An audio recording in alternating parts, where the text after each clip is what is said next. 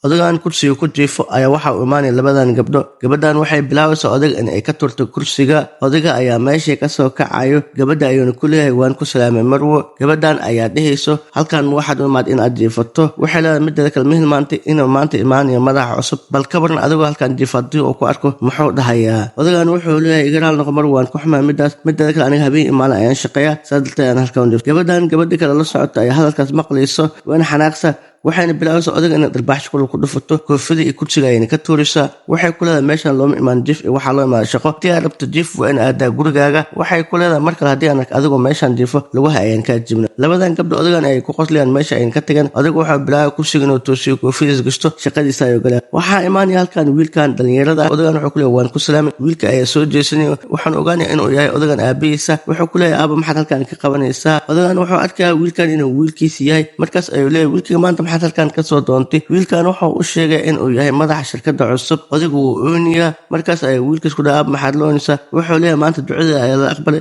maadaama meeshan aad ka noqotay madaxa cusub, ducada ayaa aqbal noqon. midda kale odagu wuxuu ku leeyahay wiilkayga dadka u sheegan in aad tahay wiilkayga oo aniga aan ku dhalay, dadka u sheegan ayuu ku leeyahay. aabihiis ayuu ku leeyahay aaba waa maxay waxa aad ku hadlayso. runtii aniga haddii aan wax ku faanay waa adiga ee kuma faanayo shaqadayda. mideeda kale dhowr mar ayaan ku dhahay shaqadan iska jooji, laakiin adiga hadalkeeda ma maqlayso oo shaqadan aad mar walba aad ku dhex jirtaa. odagan ayaa dhahay wiilkayga shaqa ayaa ku taal, waxbayaan ku boojin, waa in aad shaqadaada gudataa. wiilkani wuxuu bilaabay aabihiis inuu ka duceysto, kadibna wuxuu galayaa gudaha. si lama filaan ayaa waxaa ka dhacaya furaha. odayga ayaa arkaya, wuxuu damcaya inuu u geeyo wiilkiisa, islamarkii wuxuu soo aadayaa gudaha. gabadhani waxay shaqada u sharxisaa madaxa cusub ee shirkadda, waxay tusisaa feelasha. waxaa soo galaya odaygani, markaas ayuu ku leeyahay wiilkayga furaha ayaad ka soo tagtay. gabadhan islamarkii waxay bilaabaysaa inay soo istaagto ay darbaaxdo. waxay ku leedahay sidee baad ku awooday inaad ku dhahdo wiilkayga, miyaad tilmaanta meeshan inaad ka tahay shaqaale xun. wiilkan ayaa kusoo dejin wuxuu waa maxay waxa aad ku samaynayso. gabadhan ayaa dhiisa muuna adiga ma ogtid ninkan shaqaalaha xunka ah sidoo buu ku awood inuu ku dhaho wiilkayga.